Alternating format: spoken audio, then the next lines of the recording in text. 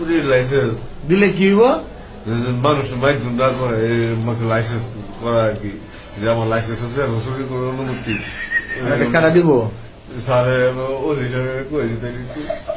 ভারতে ডাকাতি করার জন্য বন্ধ ডেকেছে বা তারা ডাকাতি করার জন্য একটা আন্দোলন ডেকেছে। আর বাংলাদেশে যে দেখলাম শুরুতেই চুরি করার লাইসেন্স আছে, কথা কিন্তু একই বিষয় হচ্ছে যে ভারতে ডাকেনি, এটা নচিকেতার একটা মানে গানের মধ্যে ছিল। এটা নচিকেতার গানে বলা ছিল যে আজকাল মানে পার্টি যে কারো ইচ্ছা হলো আমরা একটা আন্দোলন রাখলাম, সেই আন্দোলনে পুলিশ প্রোটেকশন দিচ্ছে।